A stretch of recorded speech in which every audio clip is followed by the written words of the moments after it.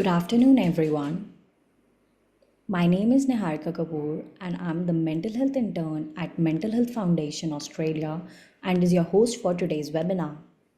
I begin by acknowledging the Wurundjeri Woi people as the traditional custodian of the land on which I live, work, and pay my respect to them, their culture, and their elders, past and present. On behalf of Mental Health Foundation Australia, I would like to welcome and thank each and every one of you for attending the Genetically Guided Prescribing and Overview of Psychotropic Pharmacogenetics, Reducing Trial and Error Prescribing. I would now like to invite our presenter, Professor Ajeet Singh. Professor Ajeet Singh is an Australian academic psychiatrist with Healthscope Hospitals and the Deakin Medical School, Melbourne, Australia. He received his medical degree, master's, and doctorate from the University of Melbourne. His doctoral and postdoctoral work focused on blood brain barrier pharmacogenetics. He then founded a successful spin off company, CNS Dose, which won funding from the University of Melbourne and Texas Medical Center before merging with the larger diagnostic firm. Professor Singh is an author of The Current and the Past RANZZP Mood Disorders Clinical Practice Guidelines. He has over 100 academic publications whilst remaining a full time clinician. Professor Singh established the first regional clinician RTMS service in Australia in 2008 that continues to the present time. Professor Singh is an author of 2023 Clinical Pharmacogenetics Implementation Consortium CPIC guidelines on antidepressants and also served on the Genetics and Psychiatry Task Force for the International Society of Psychiatric Genetics. Ajit remains committed to improving patient outcomes through scalable, affordable mental health innovations. Please join me in welcoming Professor Ajeet Singh. Well, thank you for that kind introduction, and thanks for everybody who's made time to hear this presentation, which will also be available on demand as a recorded session. And long story short, my career has really been somebody in mental health who's realised we need to find better solutions. And one of those areas which was very apparent to me even as an early career psychiatrist was just how much trial and error there is with psychiatric medications. Obviously, medications are only part of comprehensive care, but they're certainly a cornerstone for severe persisting illnesses. And one of the common problems many consumers and their loved ones face is a drawn out prescribing odyssey, during which time people are left suffering and often become demoralized with medication trials. So in a very simple term, this talk is going to be about the attempts and my own sort of journey the last 19 years working in the field of pharmacogenetics and now 20 years as a psychiatrist on how to reduce this trial and error using a genetic profile. And like all innovations, there's a long history and twists and turns to where we are now, which I believe we are now at a tipping point of mass adoption of this technology. And I believe this technology will help ease the burden of illness from mental illness at scale. So I think it's a very exciting time to have an update on the field. And this is going to be a talk pitched for every level. So if you're an academic type in the field, this will have utility to you, but if you don't have to be to understand the presentation. These are my affiliations disclosures. Obviously, the one commercial entanglement directly relevant is the CNS Dose Lab in Melbourne, which was a spin-off of my doctoral work and offers regulatory approved pharmacogenetic testing in Australia. I'm also with the College of Psychiatrists involved in their guidelines and the NIH US-based CPIC group that does guidelines for genetic guided prescribing and closely works with the FDA in the US. As well as clinically, I'm based at the Geelong Clinic and I work a lot with Professor Burke's Impact Research Unit at Deakin University. The shorthand term for pharmacogenetics is, we call it PGX, And I think as it becomes more and more adopted, you'll start to see that shorthand more often, PGX, which just means pharmacogenetics. And pharmacogenetics just means genetically guided prescribing. So using your gene profile to see which medications may handshake better with your metabolism and system better than others. And the structure of the talk today, which will be about 40 minutes and then some time for questions, is a what, why, and how approach. What is pharmacogenetics? Why bother with it? And how to go about it. Starting with what concepts underpin it? So this figure is a simple representation of what we're attempting to achieve with the testing. We know that some people will need an average dose of a medication, others might need a higher than average, others a lower than average dose to get a good outcome and a tolerable outcome. And there can be a degree of trial and error with this. And the premise of pharmacogenetics is to try and cut down that trial and error and fast track getting on the right medication at the right dose. In another way, you could look at a population. There'll be people who have very negative experiences of psychotropic medications, ADRs or adverse drug reactions, the red unhappy faces. And there'll be people who have a positive experience of medications. They have efficacy and tolerability. And there'll be a group in between, the blue and the orange faces, where there's a degree of inefficacy or a degree of intolerability. And I think anybody who's worked with psychotropic medications knows that this is, the reality. And many people do not get a tolerable efficacy. And the hope by having a heads up through gene profiling is we can slant things. It'll never be perfect, but we can try and reduce the people who have adverse drug reactions, increase the number of people who have positive medication experiences above the traditional trial and error or heuristic approach to prescribing. So that's the core conceptual basis of the field. In the UK in particular, they adopt the term stratified medicine, so pharmacogenetics, pharmacogenomics, stratified medicine, personalised care, precision medicine. These are all overlapping terms. And what we know is when a medication is brought to market, it's designed to be at a dose that works for the average person and 2 standard deviations from the average.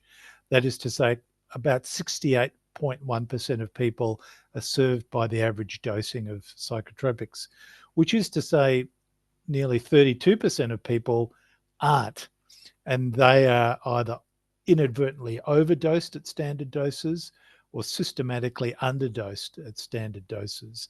And again, anybody who's worked in the field or has lived experience will know that it's commonplace, and you'll see circa a third of patients either report many side effects when they're even at a low dose, or even at a high dose don't notice any efficacy. And to some extent, this is appears to be mediated by their genetic profile, particularly how they metabolize medications, how easily the medication gets into their system, which affects dosing. All areas have limits, and pharmacogenetics is not different. And this single slide nicely kind of highlights that there are complex factors, environmental factors like nutrition. So an example is grapefruit juice can inhibit a liver enzyme called 3A4, which can result then in higher blood levels of various medications, leading to higher risk of side effects. Another example is lifestyle things like smoking. Smoking or high caffeine consumption can increase the activity of a liver enzyme called 1A2, which could reduce the effectiveness of certain medications, such as the antidepressant agomelatine, or impact the antipsychotic clozapine. So we know beyond genetics, diet, environmental factors are key. We also know the ubiquitous effects of childhood maltreatment, which is unfortunately common, can lead to alterations in gene expression known as gene silencing through the epigenetic phenomena of methylation. And this appears to be very relevant for the pharmacodynamics, or how the medications work at a receptor level, and is still an area of active research. And there are personal factors that affect medications: compliance, the formulation, how biological is the presentation, how much is driven by psychosocial stressors and factors. And then even within genomics, there's this idea of panomics, beyond just the genotype, looking at the epigenetics, which is the methylation I touched on before, but other factors, proteomics, metabolomics, the microbiome. So in no way is pharmacogenetics the panacea for all things, but there is definitely a signal, particularly for what we call the pharmacokinetics of psychotropics and optimal dosing. And most of the literature or research has been on antidepressants and depression, these being the most prescribed psychotropics and a highly prevalent condition, resulting in many studies to inform the literature. What equipment is needed? So often people are scared because genetics is scary. Anybody who says they fully understand genetics, run from them, because nobody fully understands it. But happily, the technology is far simpler and more available at local labs. So labs will, instead of genotyping your whole genome, they'll just do an array or a subset of the genome of interest. And these are called microarrays, and they can very efficiently and cost effectively look at a handful to several dozen in a panel. So often people will talk about different pharmacogenetic panels. It's really just a subset of the human genome, looking at how you metabolize medications, not so much scary things like, do you have increased risk of Alzheimer's? Do you have increased risk of mental illness? Or more broadly, things like, do you have increased risk of cancer? Where such testing is done, a lot of emotional support is needed. The beauty with pharmacogenetic testing is the information we get is it's a little less scary. It basically says whether you might need a high, medium, or low dose of a medication, and there's less likely to be adverse emotional reactions to the information. So that's an ethical consideration, which makes pharmacogenetic testing a bit more user-friendly rather than getting information about illness risk and the implications for people. And then the mechanism, either a blood draw from the local lab. So most local labs offer very basic liver genotyping of 2 liver genes, but then also such as the laboratory I'm involved with, the CNS dose one, you can mail in a cheek swab or buccal brush, and generally within a week the results come back. And this was very much the impetus during the lockdowns of the pandemics that started 5 years ago this week, how quickly time flies, having a way of accessing these things in a user-friendly fashion. And as we know, some patients can be needle phobes or avoidant. So this capacity to access it from the comfort of your own home non-invasively is an advantage. And then basically reports are generated based on the gene profile, particularly of liver genes.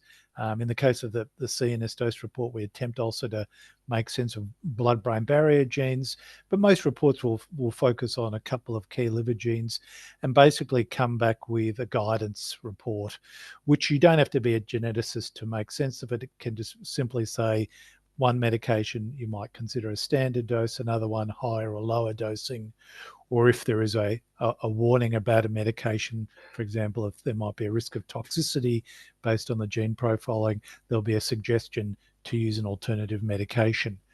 Pharmacogenetic reports should never undermine the doctor-patient relationship, which is key. They should really support shared decision-making in that relationship.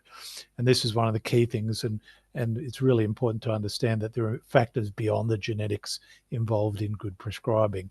So the clinician does appropriately have override of what the report says by saying, well, look, you're on other medications that could affect the interpretation, those dietary factors, or even the case formulation factors, for example, maybe non-biological factors driving the presentation.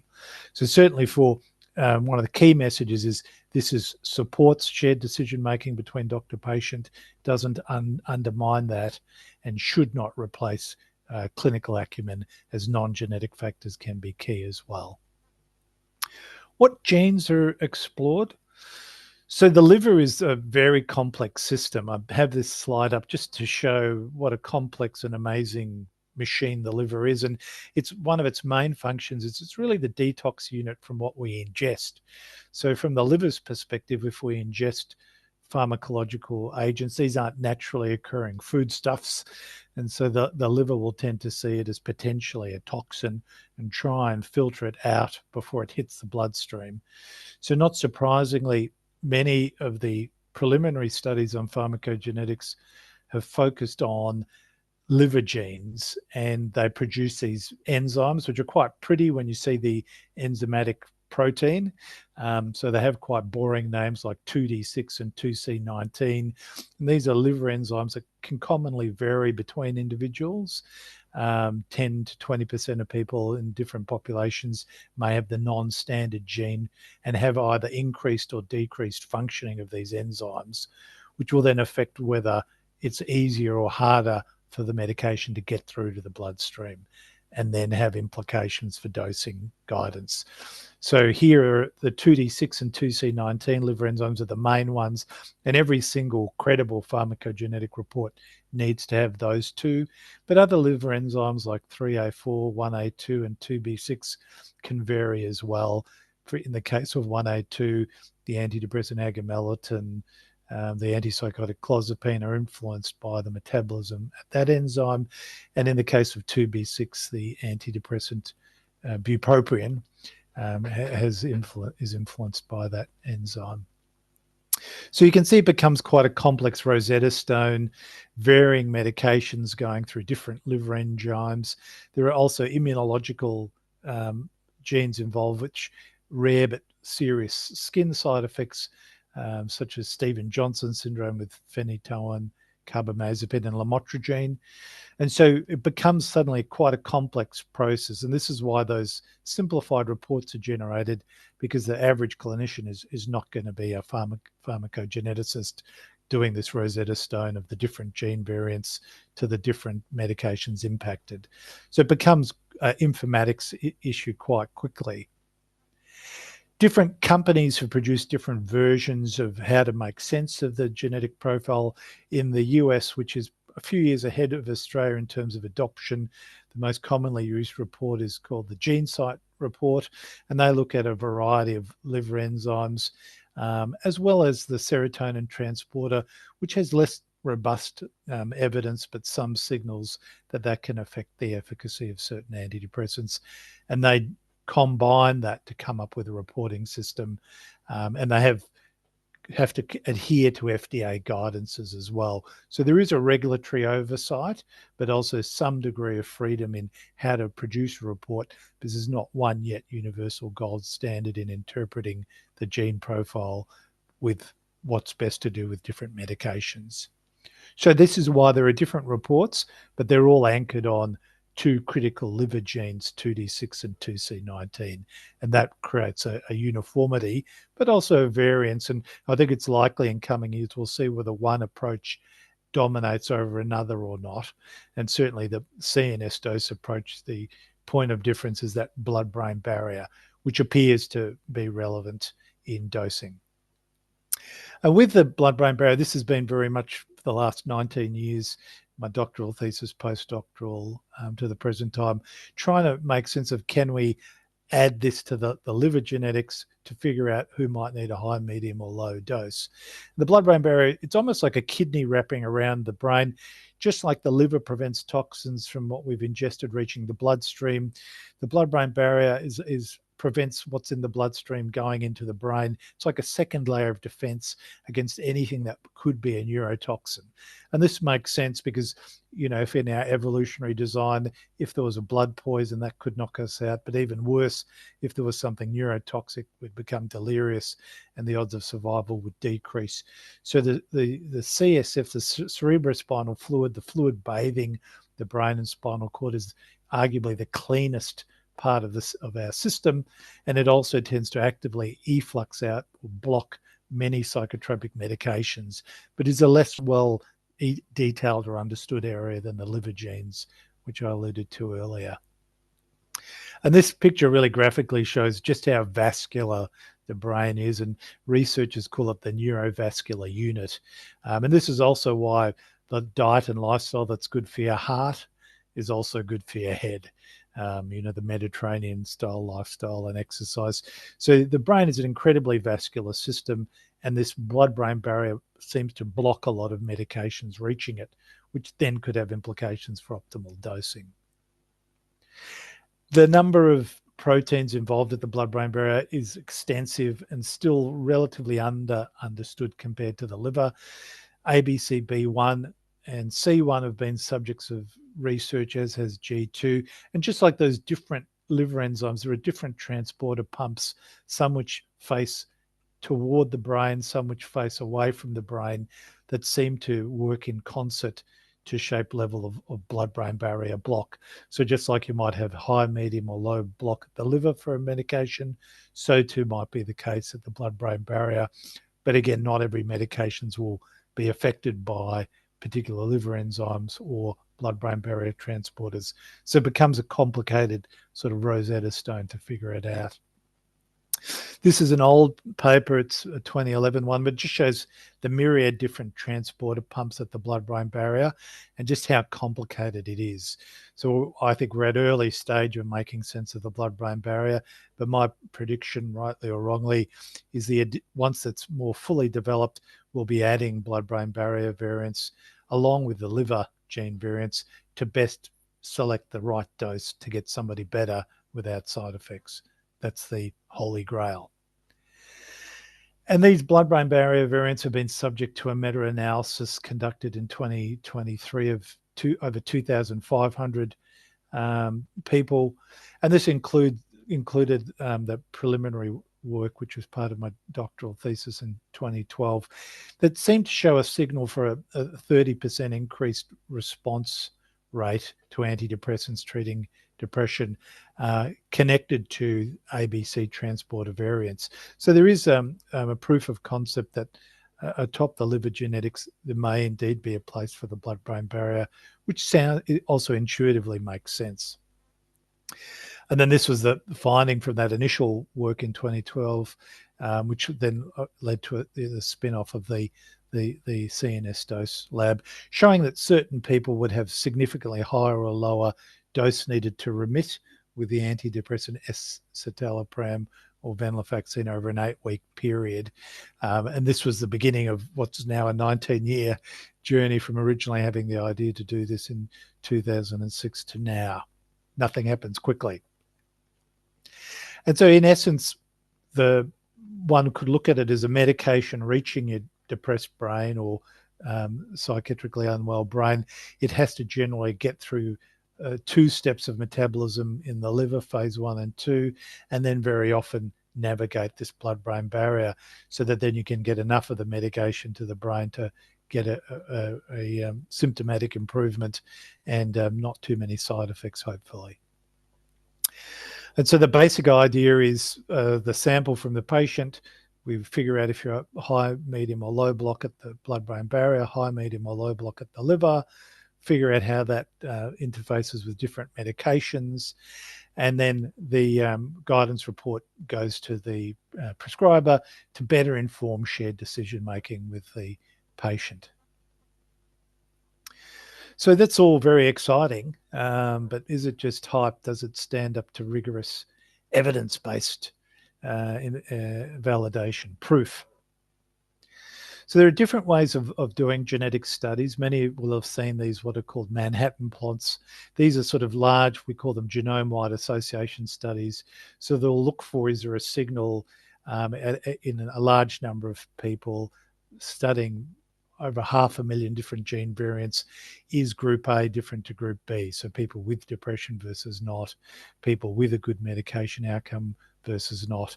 And these are a type of association study used to try and find little clues, and they can also be used to see whether there are clues for diagnosis or clues to figure out, who's going to do better with the medication.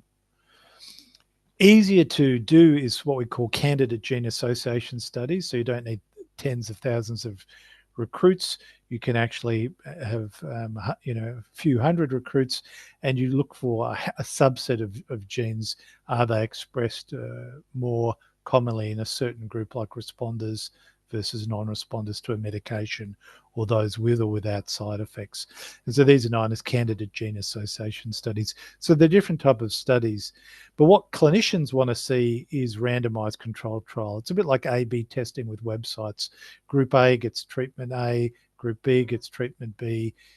Nobody knows which is in which group, as far as is blindably possible, which group does better. And so once things get to randomized controlled trials, and then many of them in systematic reviews, or the holy grail, a single mega trial of several thousand in one large study across sites, we start to then get crossover to prescribing guidelines.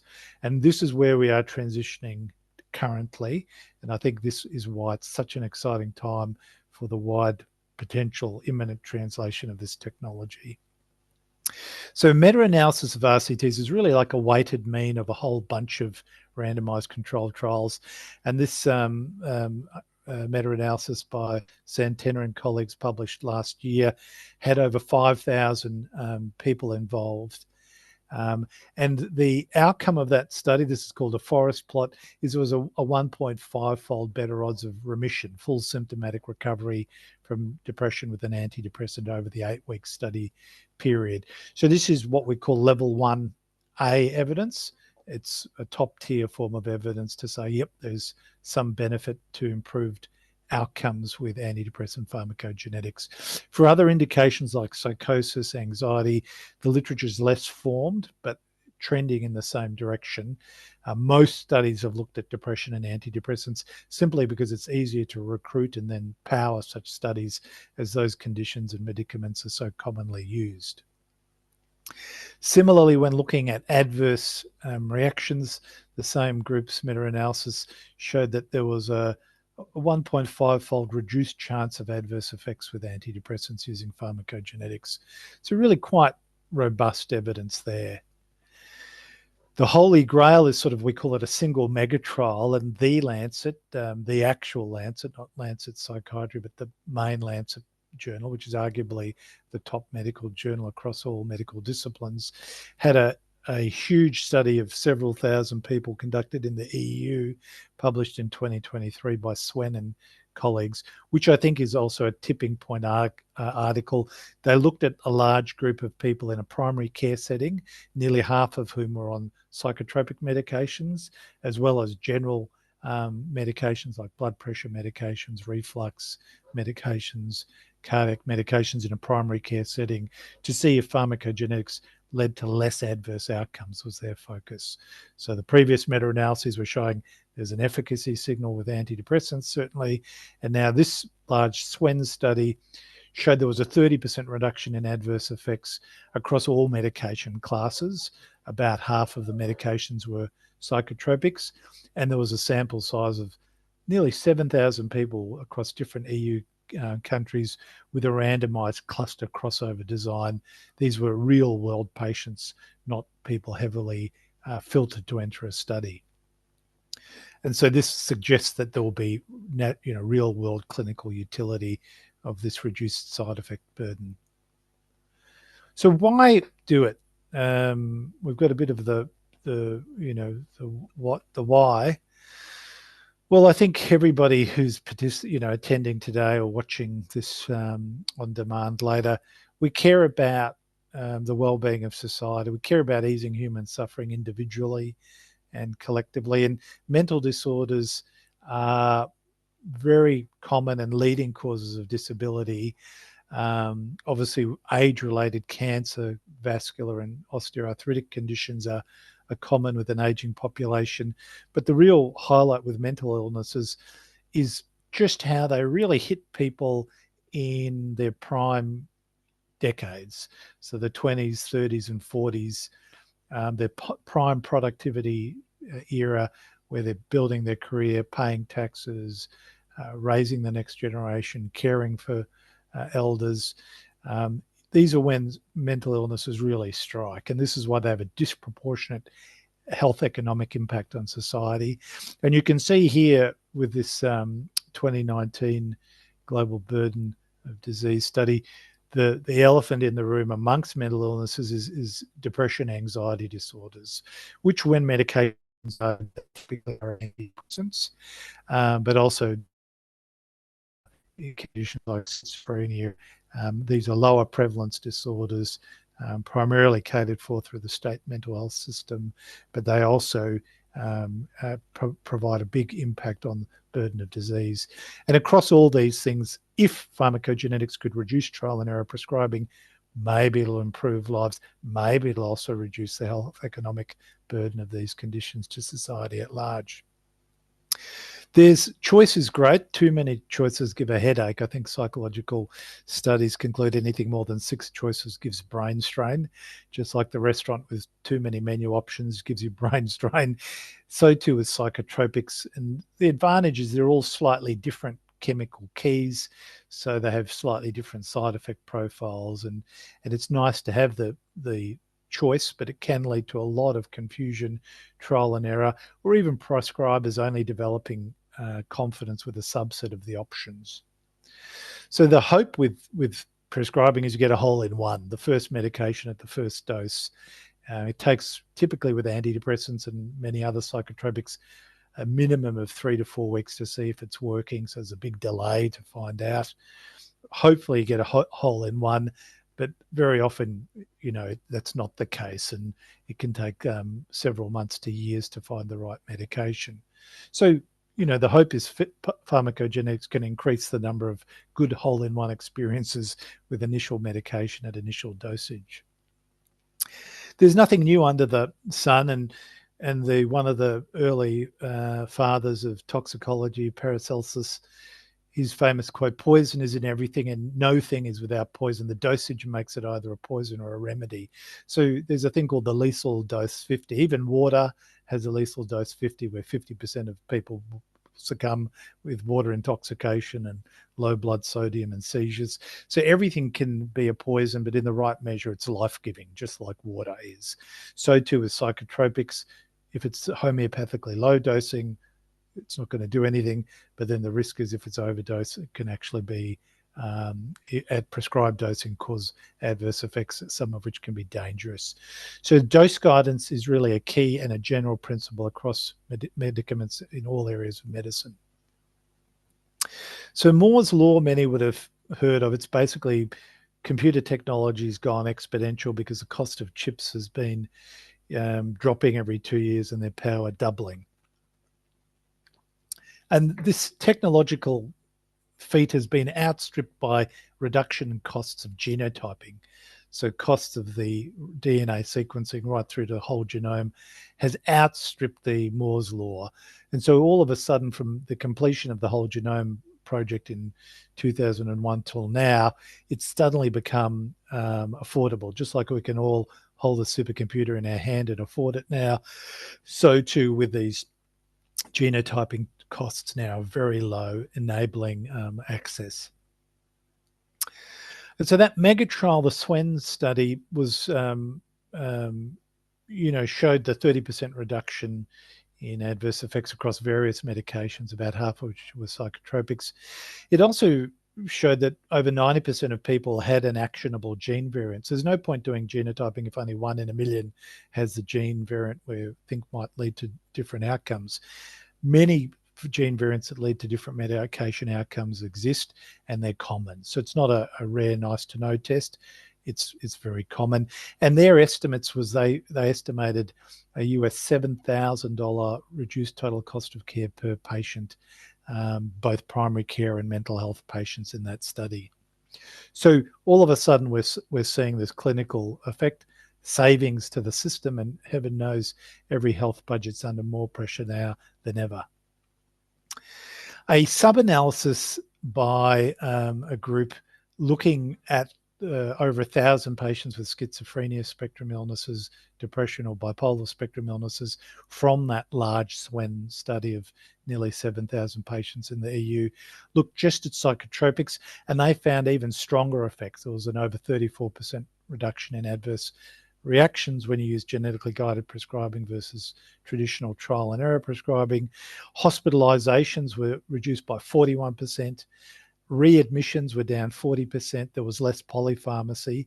And albeit there were only small numbers in the study, there was less deaths. The genetically guided group, tragically, there was one suicide in that group versus tragically one suicide in that group. Compared to the non-genetically guided group, there were 9. Again, it's small numbers, so we have to be cautious. But this is very significant signal of very marked reduction, adverse effects, hospitalizations, less polypharmacy, and preliminary data suggesting maybe even less mortality using genetically guided prescribing. So I think this data set is really getting people to wake up now and think maybe we're getting close to prime time with pharmacogenetics. And obviously, I think we are. Others will judge. Further health economic analyses have also been done, not including that SWEN data. So when they start to include more, I believe we're going to see bigger signals.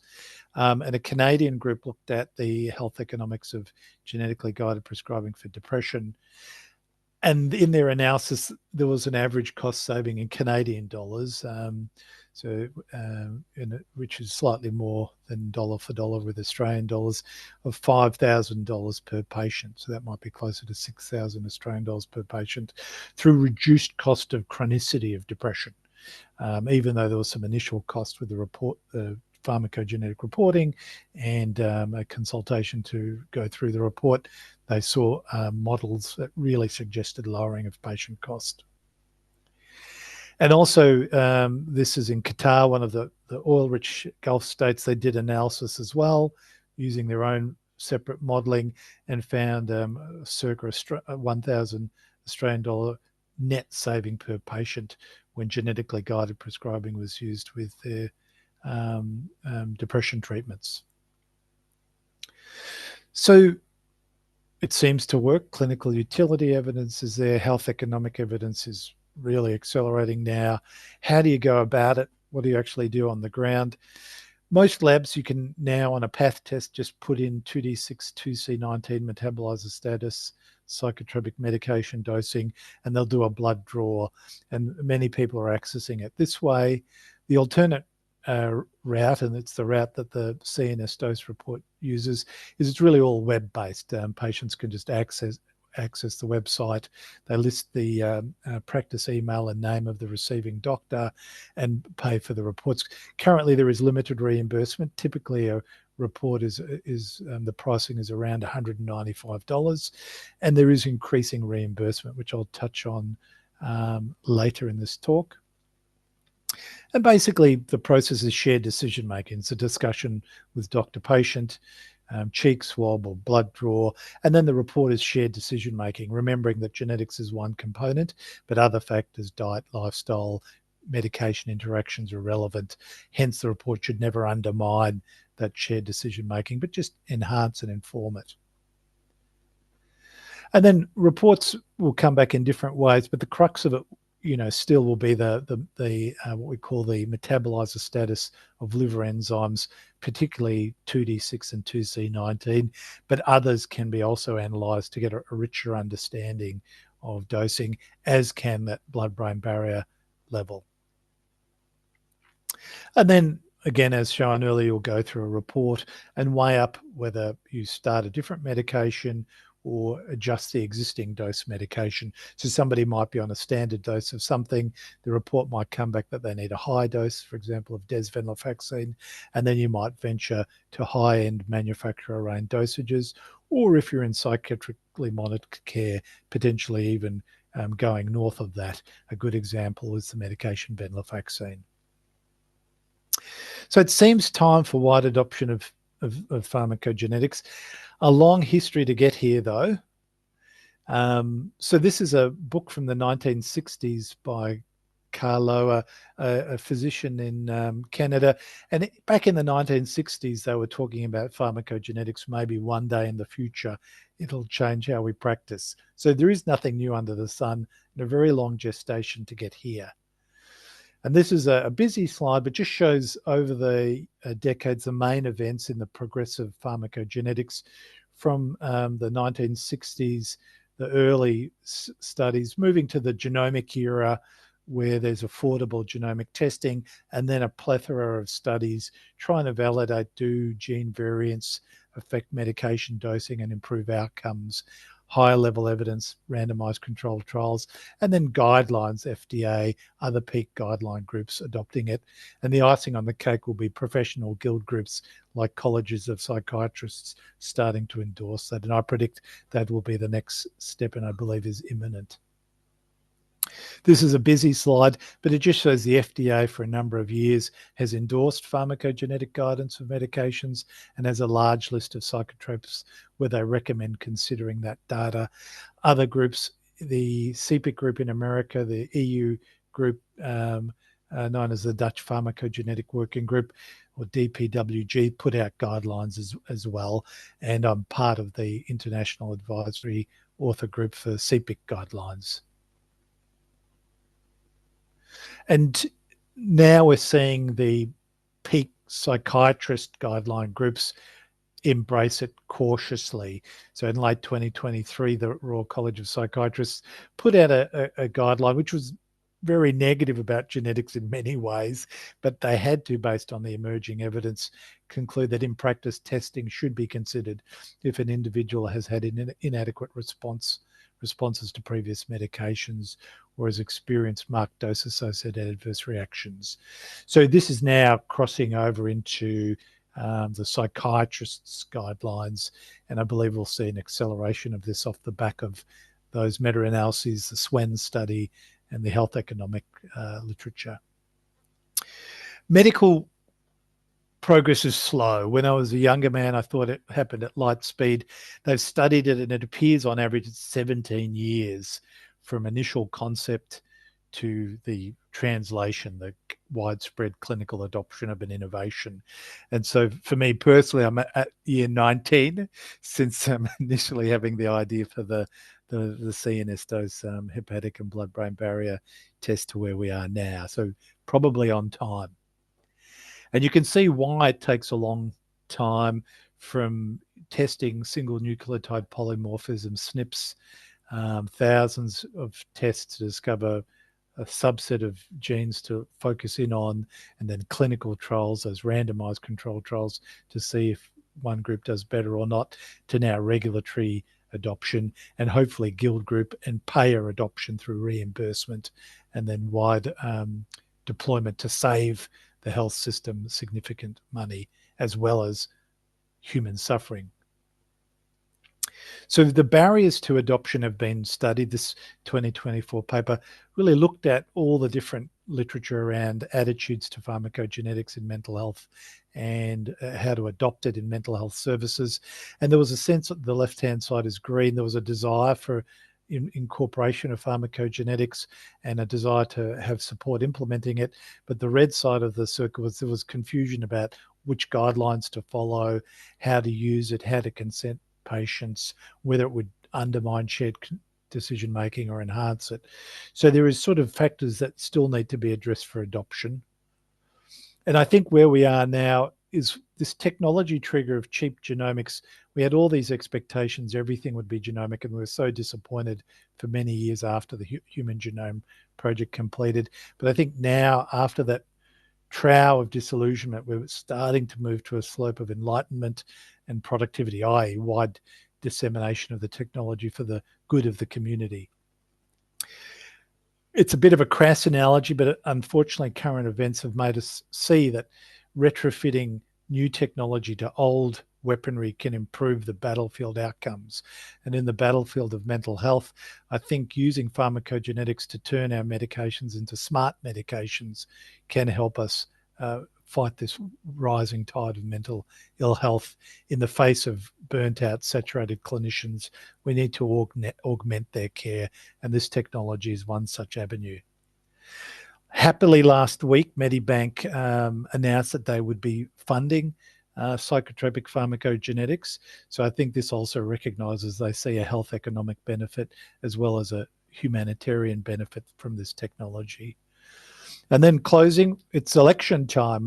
We are in a democracy. We get to vote, and I think I encourage all people to be active and find out who your federal MP is. Just Google it up with your suburb, and you can send through their website a tactful communication. What are you going to do for mental health? And I'd argue, should they be reimbursing pharmacogenetic testing? And with that, I'll close with 15 minutes for any questions. And I'm happy to be emailed at that email address if anybody wants to reach out for more information. Thank you for your attention. Thank you, Professor Singh, for presenting a very informative presentation on genetically guided prescribing, an overview of psychotropic pharmacogenetics, reducing trial and error prescribing. We have some questions from the audience. The first question is that how to determine whether medication is having optimum effect? What does this the right dose? Yeah, so it's kind of like this. The way I look at it is there's two types of medications we use in psychiatry. One's where you get a very quick clinical signal, is it beneficial? So for example, sedatives, anxiolytics, you'll know within 24 hours, did it help you sleep? Did it calm your anxiety? So those medications, you could argue there's it's very quick clinically to figure out the right dose and if it's a winner or not, and there may be less need for things like pharmacogenetics. The other group, though, which is many psychiatric medications, it takes a good month to see if it's working. Antidepressants, mood stabilizers, antipsychotics, certain ADHD medications, certain dementia related medications. So for many the situations, it's almost like you just take the medication and wait a month to see if it helps, and then wait another month to see if the next dose or the next medication helps. And very quickly, 6 months can go by. So I think there is obviously a role for clinical feedback to gauge if it's helping or side effects. Very often you'll see side effects in the first week or the first 5 half-lives of the medication as the blood level will reach a steady state. And so sometimes if side effects are going to manifest, you'll see that quite quickly. Other times, side effects can have a delayed onset, particularly certain side effects can be harder to identify initially. So I think there is, the efficacy tolerability, there's a clinical way of gauging it, but also the genetics can actually take away some of that trial and error, waiting months and months and months, incrementing to find something. I think the other thing I'd say about pharmacogenetics, it also works at a psychological level. So some patients are frightened or anxious to even ever try a medication, and they have some comfort if they feel it's genetically tailored. And so that might enable them to embrace medication where they wouldn't have otherwise. And the other group is people who are quite jaded with medication. They've been overpromised and underdelivered. This time, this pill at this dose will help, and they're sick of trying 20 things. So sometimes the genetic testing can re-embolden them to say, hey, yeah, that genetic report, it sort of fits with my lived experience of this odyssey of pills, and look, it's emboldening me now. Maybe we'll try one more time. So I think there are a few factors to discerning those things. Thank you so much for that. And the next question is that antidepressants were responsible for causing me to go to psychosis and being labeled for life. I have never experienced psychosis at any other time than when being medicated with antidepressants. What is being done to reduce this occurring to 30% of the depressed population? Yeah, so I think it's a very important point. The first thing in healthcare is not actually to help people. The first thing in healthcare is to not harm them. And so, in the Hippocratic Oath, do no harm. And, this is something I always remind myself whenever I'm seeing any patient is our hope is to be of net benefit. And we certainly know some patients can get what we call toxidromes from psychotropics. They can become delirious. They can get a serotonin syndrome, a neuroleptic malignant syndrome. Happily, these things are rare but can happen, and then can trigger a whole raft of symptoms which could be mislabeled as a condition. Equally, some people, it might be longitudinally over many years, it becomes apparent apparent that they do have episodic psychiatric symptoms, and they're not connected to medication. And so I think, your experience is not rare. And the key is a good relationship with the care team or the clinician. So one of the downfalls in mental health is the failure of longitudinal care and knowing your patient, building a trust and rapport, and seeing the longitudinal pattern of symptoms over time. And in fact, that is what informs good psychiatric diagnosis. So I'd say my feedback there is, try and find a care team you can gel with, stick with them over time. And then, yes, it's not against the law to bring into the narrative, could there be a role for pharmacogenetics in my care? And also to talk about your concerns. What was I showing mental illness, or could it have in part been a medication reaction? Thank you so much for that. And the last question is that are pharmacogenetics results applicable across all ethnic groups? That's a great question. Yeah, so the preponderance of research has been in sort of white Caucasian populations, mainly as a function of research budgets across countries and ethnicities. The nice thing about pharmacogenetics is it's almost colorblind in a way, right? It's just looking at your genome. You've either got a gene that makes this enzyme or blood-brain barrier transporter stronger or weaker. So the application is to all ethnic groups. What is important, though, is some ethnicities that haven't been researched a lot, like Indigenous First Nations people, there may be rarer gene variants that haven't been discovered yet. But equally, what we know from the literature is often different ethnicities will have different rates of poor or rapid metabolism.